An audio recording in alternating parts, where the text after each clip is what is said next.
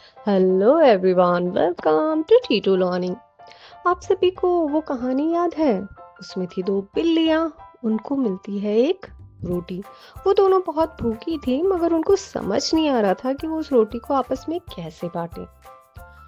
तभी एक मंकी कूदता फांदता सा वहां पे आता है और उसकी नजर जाती है रोटी पर। तो वो सोचता है कि इन दोनों बिल्लियों को बुद्धू बना करके मैं रोटी कैसे लूं।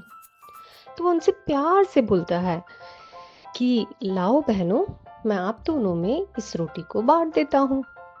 मगर वो जानबूझ करके दोनों रोटियों के अनइक्वल पार्ट करता है। तो जिसके पास छोटी रोटी आती है वो बोलती है, अरे उस बिल्ली के पास है बड़ी रोटी।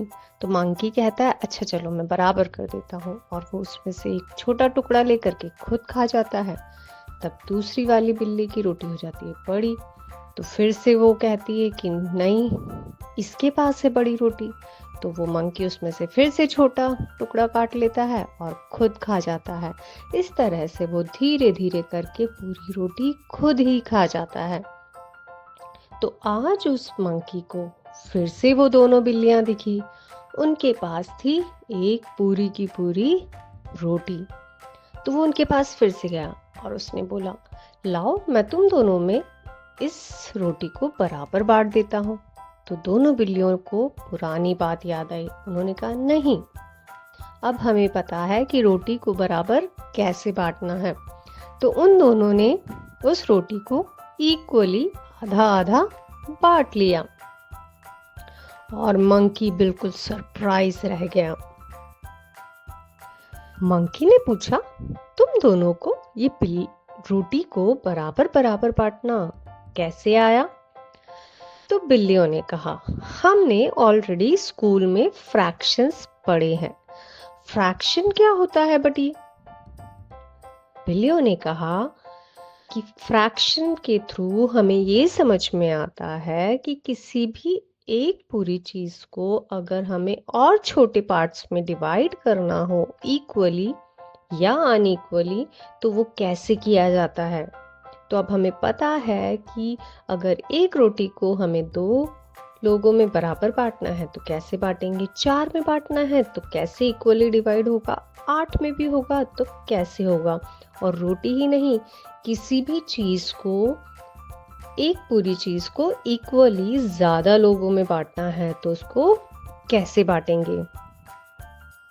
अरे, तो इसके लिए इतना सब कुछ पढ़ने की क्या जरूरत थी? ये फ्रैक्शन से इतना ही क्या फर्क पड़ जाएगा? अच्छा, फ्रैक्शन के बिना कुछ भी नहीं हो सकता। अच्छा, फ्रैक्शंस के बिना पता है कुछ भी नहीं हो सकता है। सबसे पहले फ्रैक्शन की शुरुआत हुई थी जब पहले के टाइम पे पूरा लैंड होता था और उसको फिर ज्यादा लोगों में बांटना होता था, तो लड़ाई झगड़े शुरू हो जाते थे।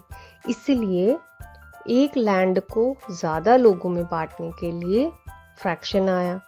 इसी तरीके से अगर कपड़ा पूरा का पूरा नहीं लेना है, उसका कुछ पार्ट लेना है, तो भी फ्रैक्शन काम में आया। अनाज को इक्वली बांटना है तो भी फ्रैक्शन काम में आया। इनफैक्ट मनी, उसका जब स्मॉल पार्ट जैसे कि 1 रुपी का भी आधा पार्ट कैसे करोगे, तो उसमें पैसों में तोड़ा जाता है उसे, यानी कि और उसका जब स्मॉल पार्ट बनाया जाता है तो उसे कहते हैं पैसे। तो जब मनी को इक्वली डिवाइड करना हो, जब लैंड को इक्वली डिवाइड करना हो, जब किसी भी होल चीज को इक्वली डिवाइड करना हो, तो फ्रैक्शन काम में आता है। अच्छा, और कहाँ कहाँ पे काम आता है? मंकी ने पूछा। टाइम के भी पता है छोटे छोटे पार्ट होते हैं, जैसे कि 1.5 घंटा, 1.25 घंटा, 2.5 घंटा। इसी तरीके से जब कोई भी चीज़ को खरीदते हैं हम, जैसे कि आपको फ्रूट्स खरीदने हैं तो 2.5 किलो एप्पल, 2.5 kg एप्पल। तो जब हमें पूरा का पूरा नहीं खरीदना होता है, पूरी चीज़ के लिए पैसे नहीं लगाने होते हैं, तो उस क्वांटिटी को भी छोटे पार्ट में डिवाइड किया जा सकता है और मनी को भी छोटे पार्ट में डिवाइड किया जा सकता है। और साथ ही आपको पता है कि इतनी बड़ी-बड़ी बिल्डिंग्स का जो कंस्ट्रक्शन है वो बिना फ्रैक्शंस के पॉसिबल ही नहीं होता, क्योंकि जो मेजरमेंट किया जाता है उसमें भी कभी-कभी हमें छोटे-छोटे पार्ट्स का सेगमेंट लेना पड़ता है। इनफैक्ट म्यूज़िक में भी हाफ बीट होता है, क्वार्टर बीट होता है और मैथ्स के और भी कई पार्ट हैं जो कि फ्रैक्शन की वजह से ही बने हैं और हमारी लाइफ को सिंप्लीफाई कर रहे हैं, जैसे कि decimal, percentage, ratio proportion, profit and loss.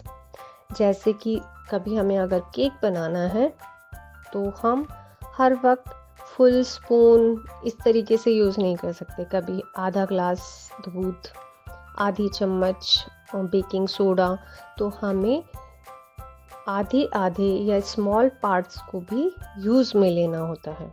इसी तरीके से अगर किसी ने बिजनेस स्टार्ट किया तो ज़रूरी नहीं है कि सब इक्वल अमाउंट ऑफ मनी ही लगाएंगे। तो जिसने जितनी मनी लगाई है उसके प्रपोर्शन में उसको उसका प्रॉफिट मिले। तो ये सब चीज़ें आती है, शुरुआत होती है फ्रैक्शन से। और तो और हम जब बीमार होते हैं या हमें इंजेक्शंस लगते हैं तो हमारी बॉडी वेट के अकॉर्डिंग या जो भी हमारा एज ग्रुप होता है उसके अकॉर्डिंग हमें दवाई दी जाती है। हर किसी को सेम क्वांटिटी नहीं दी जा सकती। तो सोचो, छोटे बेबी को क्या हम पूरे के पूरे 5 ml 10 ml दे देंगे?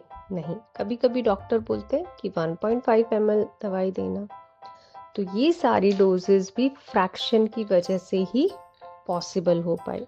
तो इसलिए फ्रैक्शन पढ़ना बहुत ज़्यादा ज़रूरी है। तो मैंने तो पढ़ लिया ये टॉपिक, अब आप भी पढ़ने वाले हैं ये टॉपिक। तो समझ आया आपको इन बिल्लियों की कहानी से कि फ्रैक्शन पढ़ना कितना ज़्यादा ज़रूरी है और इसकी हमें डेली लाइफ में कहाँ कहाँ ज़रूरत पड़ती है। तो अगले वीडियो में हम लेकर के आएंगे आपके लिए फ्रैक्शन को कैसे समझा जाता है, किस तरीके से ये हमारी प्रॉब्लम को सॉल्व करता है। तो अगले वीडियो में हम वो सब जानेंगे। तब तक के लिए बाय बाय।